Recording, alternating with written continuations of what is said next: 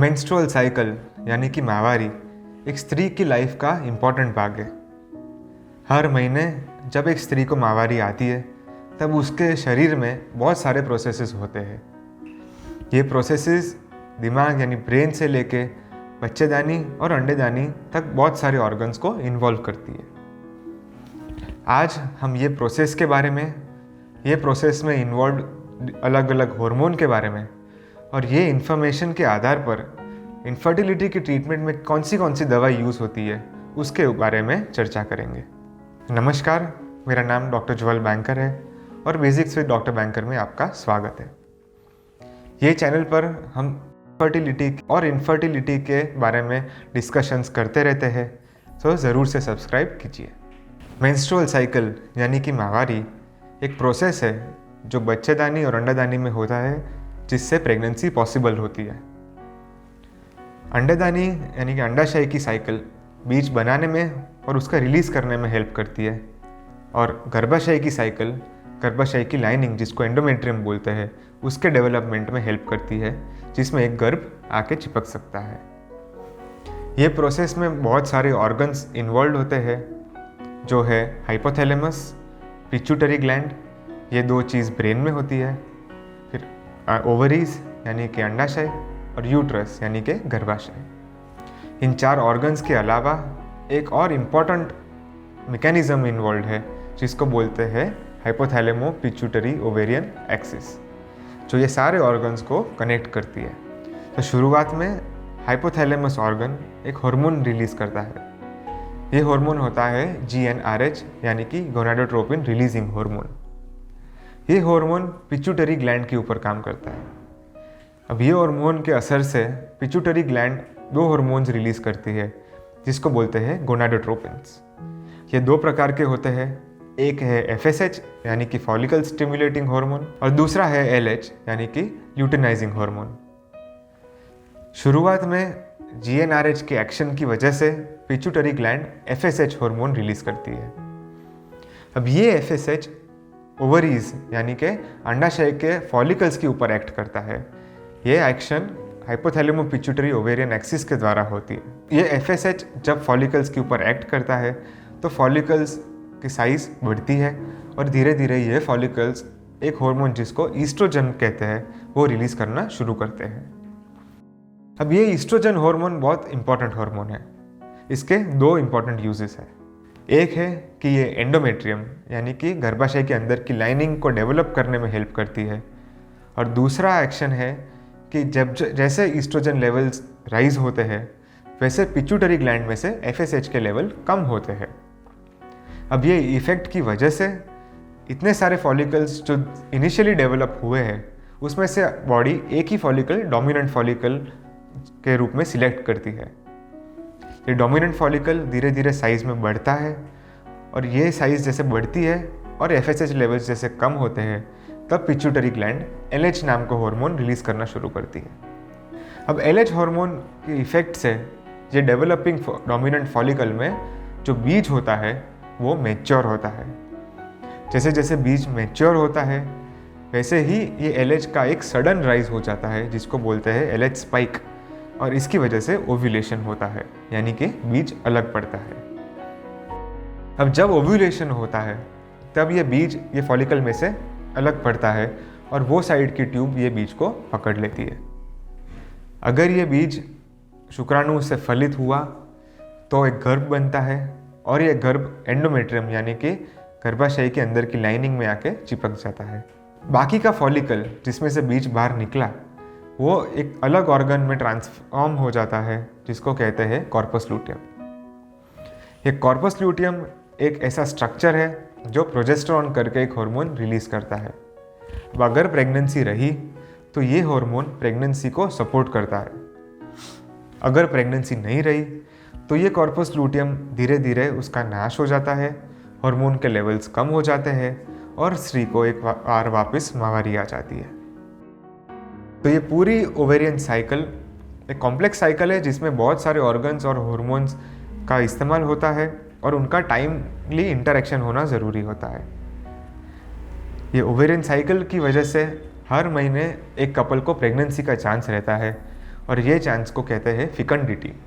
अगर couple young और healthy हो तो 1 महीने में अराउंड 15% चांस होता है प्रेगनेंसी रहने का। अब ये इन्फॉर्मेशन यूज़ करके हम इनफर्टिलिटी ट्रीटमेंट में कौन से अलग मेडिसिन यूज़ होती है उसके ऊपर चर्चा करते हैं। पहला मेडिसिन है क्लोमिफेन साइट्रेट। क्लोमिफेन साइट्रेट एक ग्रुप में बिलोंग करता है जिसको कहते हैं selective estrogen receptor modifiers. Clomiphene citrate एक ऐसा कंपाउंड है जो ब्रेन में यानी कि हाइपोथैलेमस और पिट्यूटरी ग्लैंड में जो ईस्ट्रोजन के रिसेप्टर्स है उसके ऊपर आके चिपक जाता है। अब जैसे कि हमने जाना कि ये ईस्ट्रोजन का लेवल्स इंपॉर्टेंट होता है ये एफएसएच के लेवल्स को कम करने के लिए। क्लोमिफेन साइट्रेट जब ईस्ट्रोजन रिसेप्टर्स पे चिपक जाता है तो वहाँ पे ईस्ट्रोजन आके चिपक नहीं सकता। तो ईस्ट्रोजन लेवल्स भले ही शरीर में बढ़ते हैं, शरीर को वैसा ही लगता है कि ईस्ट्रोजन लेवल्स बढ़े नहीं हैं और पिट्यूटरी ग्लैंड एफएसएच का लेवल्स बढ़ाती रहती है। अब जैसे एफएसएच लेवल्स बढ़ते हैं वैसे ही सारे फॉलिकल्स जो ओवरी में होते हैं उसके ऊपर भी ज़्यादा एफएसएच का असर आता है, तो फॉलिकल्स का नंबर और साइज भी ज़्यादा बढ़ता है। तो क्लोमिफेन साइट्रेट से प्रेगनेंसी का चांस इसलिए बढ़ जाता है। क्लोमिफेन साइट्रेट के 2 नुकसान हैं। एक है कि इससे मल्टी फॉलिकुलर डेवलपमेंट होता है यानी कि ट्विंस और ट्रिपलेट प्रेगनेंसी के चांस बढ़ जाते हैं। और दूसरा ड्रॉबैक है कि ये एंडोमेट्रियम यानी गर्भाशय के अंदर की लाइनिंग के ऊपर एक नेगेटिव इफेक्ट देता है। वैसे क्लोमिफेन एक चीप मेडिसिन है और एक सेफ मेडिसिन है, इसलिए ट्रीटमेंट के लिए यूज़ की जाती है। अब दूसरा मेडिसिन है लेट्रोजोल। लेट्रोजोल एक एरोमेटेज इनहिबिटर करके ग्रुप है, उसमें बिलोंग करता है। एरोमेटेज एक एंजाइम है जो बॉडी में एंड्रोजन करके हार्मोन्स होते हैं उसको ईस्ट्रोजन में कन्वर्ट करते हैं। ये एंजाइम बहुत सारी जगहों पे होते हैं जैसे कि फैट सेल्स हो, ओवरी में हो, और ये लेट्रोजोल कंपाउंड ये एंजाइम को ब्लॉक करते हैं। ये लेट्रोजोल की वजह से ये सारे एंड्रोजन्स ईस्ट्रोजन में कन्वर्ट नहीं हो सकते, इसलिए ईस्ट्रोजन का लेवल लो रहता है बॉडी में, इसीलिए एफएसएच का लेवल्स बढ़ जाते हैं। जैसे एफएसएच लेवल्स बढ़ते हैं वैसे ही ओवरी में से फॉलिकल को ज़्यादा स्टिमुलेशन मिलता है और जिससे प्रेगनेंसी का चांस बढ़ सकता है। ये मेडिसिन से ये हाइपोथैलेमो पिट्यूटरी ओवेरियन एक्सिस स्टॉप नहीं होती, इसीलिए इसमें मोनोफॉलिकुलर डेवलपमेंट होता है। इसलिए क्लोमिफेन के सामने लेट्रोजोल के इस्तेमाल से 1 या मैक्सिमम 2 फॉलिकल्स ही बनते हैं। इसका दूसरा फ़ायदा ये है कि ये एंडोमेट्रियम यानी कि गर्भाशय के अंदर की लाइनिंग के ऊपर कोई नेगेटिव इफेक्ट नहीं देता। ये भी एक चीप और सेफ मेडिसिन है और इनफर्टिलिटी ट्रीटमेंट में यूज़ होती है। तीसरा हार्मोन या मेडिसिन है ह्यूमन मेनोपॉजल गोनाडोट्रोपिन यानी कि HMG। ये HMG कंपाउंड के 2 कंपोनेंट्स होते हैं, एक है FSH और एक है LH। ये 2 प्रकार में मिले जाते हैं, एक है यूरिनरी HMG और एक है highly purified HMG। Urinary compound में FSH और LH का इक्वल अमाउंट होता है और हाईली प्यूरिफाइड HMG जिसमें से मेजॉरिटी जो इम्प्योरिटीज़ होती है यानी कि जो कंपोनेंट्स होते हैं जो हार्मोन नहीं बनाते उसको रिमूव किया जाता है और एक प्योरर वर्जन होता है।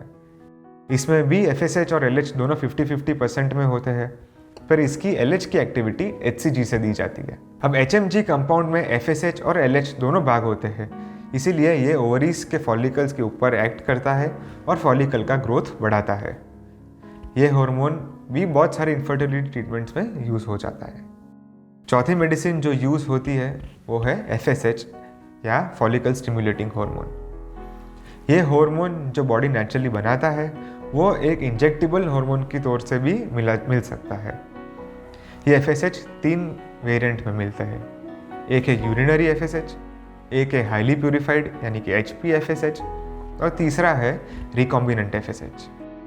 रिकॉम्बिनेंट FSH एक प्योर FSH का फॉर्म है जो जीन्स से बना के पूरा लेबोरेटरी में बनाया जाता है। यह कंपाउंड में सिर्फ FSH आता है, कोई LH एक्टिविटी नहीं होती और ये अंडाशय के फॉलिकल्स के ऊपर डायरेक्टली इफेक्ट करता है और ये फॉलिकल्स की साइज बढ़ाता है।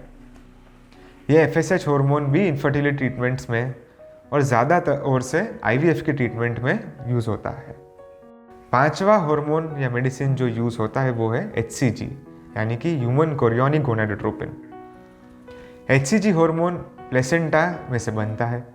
ये HCG में एक कंपोनेंट LH का होता है और इसके दो यूज़ होते हैं। एक है कि जो फॉलिकल के अंदर बीज बनता है उसके मैच्योरेशन में काम आता है, और दूसरा कि वो ओव्यूलेशन ट्रिगर करता है, इसलिए ओव्यूलेशन में भी काम आता है। छठा मेडिसिन जो यूज़ करते हैं वो इसको कहते हैं GnRH एनालॉग्स। ये दो प्रकार के होते हैं, एक है GnRH एगोनिस्ट और दूसरे है GnRH antagonist. GnRH agonist pituitary gland के ऊपर GnRH रिसेप्टर्स जो होते हैं उसके साथ बाइंड करता है। इनिशियली यानी शुरुआत में ये जब बाइंड करता है तब ये FSH और LH लेवल्स को बढ़ाता है, जिसको बोलते हैं फ्लेयर अप रिस्पॉन्स। जैसे जैसे टाइम जाता है और ये रिसेप्टर्स भरे हुए रहते हैं, धीरे धीरे इसका डाउन रेगुलेशन हो जाता है, यानी कि ये FSH और LH का लेवल्स धीरे धीरे फॉल होने लगता है। ये दोनों इफेक्ट फर्टिलिटी के बहुत सारी ट्रीटमेंट में काम आती है। GnRH एगोनिस्ट का दूसरा यूज़ ये है कि ये ओव्यूलेशन के फाइनल ट्रिगर में भी काम आ सकता है, पर इसमें LH एक्टिविटी नहीं होती, इसीलिए ये सिर्फ ऑल फ्री साइकिल में ट्रिगर की तरह काम आ सकता है। दूसरा कंपाउंड है GnRH एंटागोनिस्ट।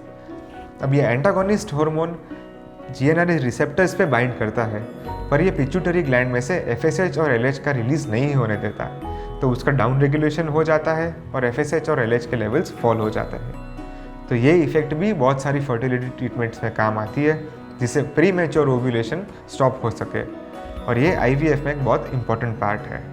तो ये बहुत सारे हार्मोन्स और मेडिसिन्स होते हैं जो या तो अकेले या तो एक कॉम्बिनेशन में काम आ सकते हैं और एक डिजायर्ड आउटकम हमें दे सकते हैं। तो इन शॉर्ट, ओवेरियन साइकिल एक कॉम्प्लेक्स साइकिल है जिसमें बहुत सारे ऑर्गन्स, बहुत सारे हार्मोन्स और उनका इंटरेक्शन बहुत ज़रूरी होता है एक प्रेगनेंसी के लिए। इनफर्टिलिटी की ट्रीटमेंट ये हार्मोन के एक्शंस के बेसिस पे बनाई जाती है, और हमें जो इफ़ेक्ट चाहिए उसके लिए ये सारे मेडिसिन्स अकेले या तो कॉम्बिनेशन में इस्तेमाल होते हैं, और इससे बहुत सारी अलग अलग टाइप्स के फर्टिलिटी ट्रीटमेंट्स हो सकती है। Thank you.